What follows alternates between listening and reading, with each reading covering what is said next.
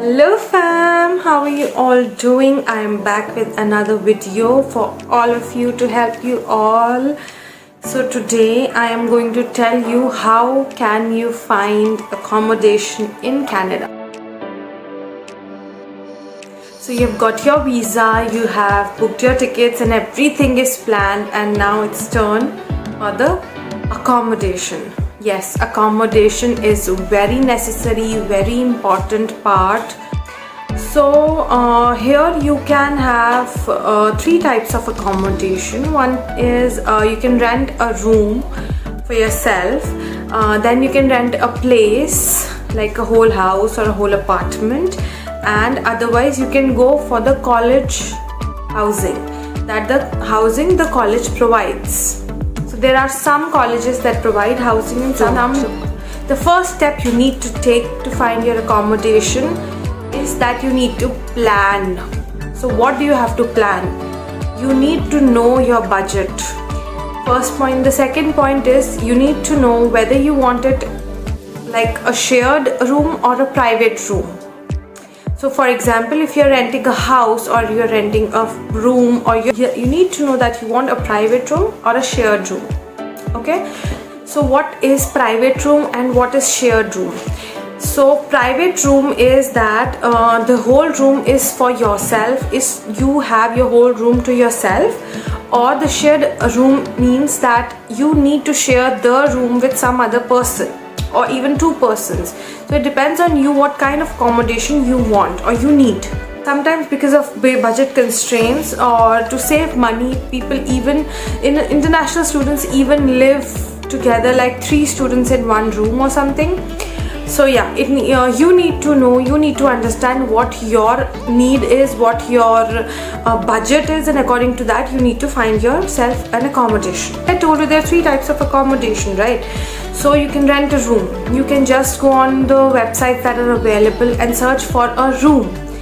The second thing is shared apartment or shared house. So what does that mean is, for example, you're a group of 5 people and you want to live together.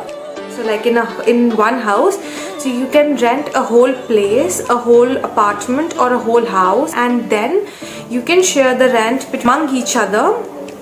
So that is the second option. There are pros and cons of every option, of course. If you're going to rent a whole house or a whole apartment, the students, the group is responsible for everything that goes in the apartment or that house. So for example, you need to clean. So the cleaning depends all on the group, the people living there. It will not be the landlord's responsibility. It will not be the owner's responsibility. It will be your responsibility to clean the house, to clean everything, to remove the snow from outside or anything.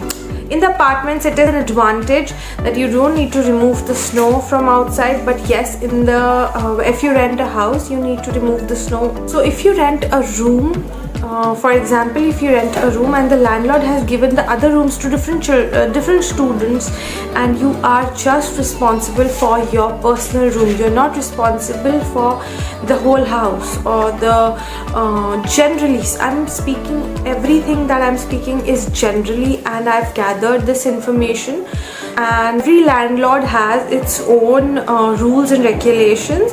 So the information I am giving is just a general information. Other than that, you need to talk to your landlord and everything. The third is the on-campus housing that the college provides. That is, I have heard that is more expensive. Where will you find these apartments, these houses, these rooms?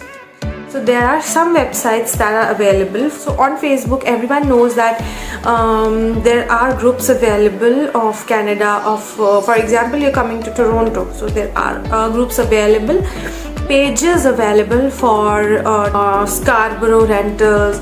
All these kinds of pages are available. So people post there, those who have the apartments and the houses, the rooms, they post there, and then you can reach to them and you can talk to them and go ahead. Facebook Marketplace is also available. You can search for the places there as well. You can find a lot of places. You can also find the groups I was talking about. You can also find some people that you want to that want to share the room, but they don't have the other person to share it with. So you can connect with them, talk to them. If you find it comfortable, you can also share the room with them. The second way to find a place for yourself is Kijiji. Kijiji is a website that is available in Canada. It is like the OLX of India. You can go to that website and go to the real estate part of that website, and then you can search for room in Toronto, room near Centennial College, room near Lambton College, any college that you're looking for.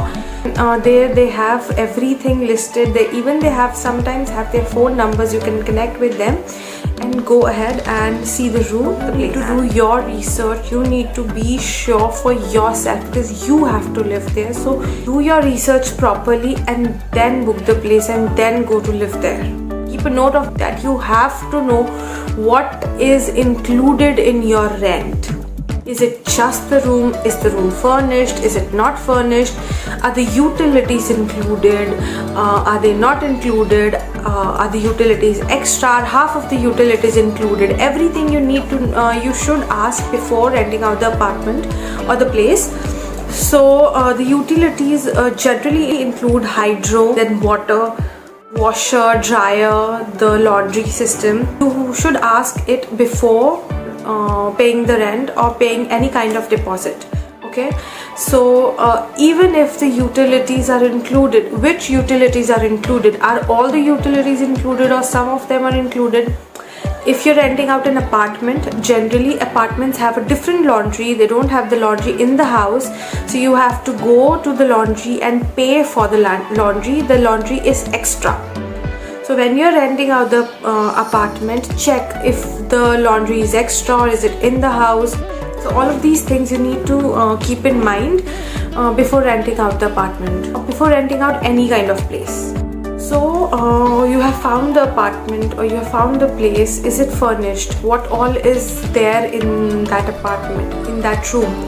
If it is furnished, what are the things they are giving to you?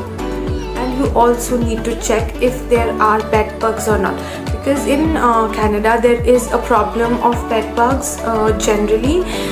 So you need to check it beforehand, and you should check it beforehand. It's for your own comfort and peace of mind. And the second thing is, sometimes in the places have pets. So are you comfortable with them or not?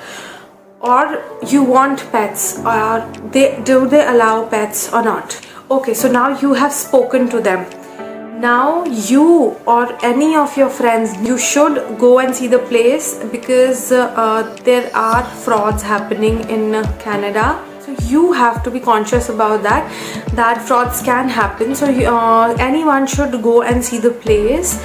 Either you or any of your friends or relatives or friends of friends, anyone, any connection should go and see the place and see if the pictures and the room match. You should also check if the apartment is clean, if the place is clean or not.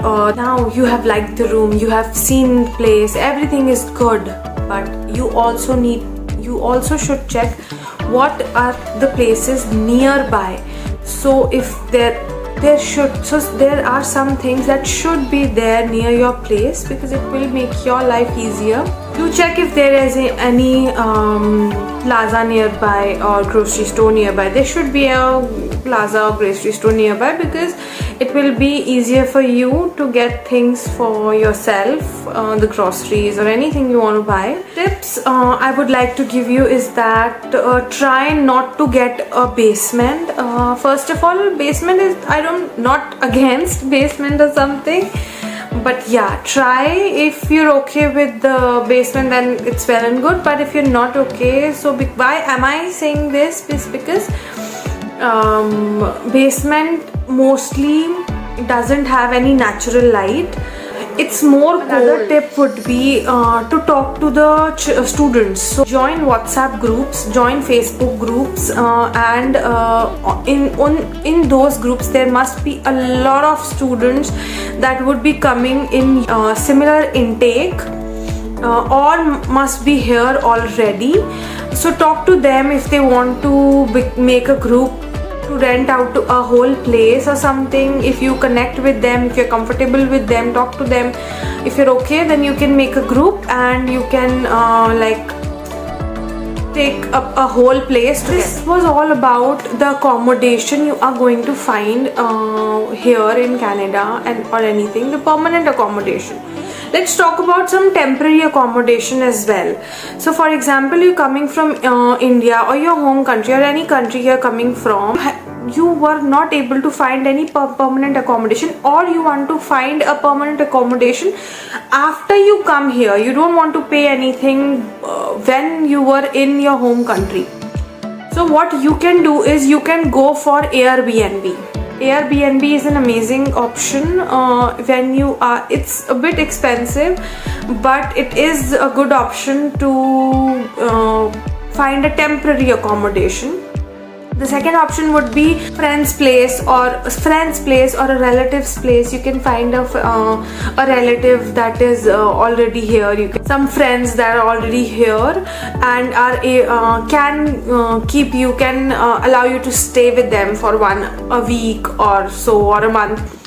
Or you can find, the third option would be, you can find temporary room. You can rent out temporary room for temporary stay.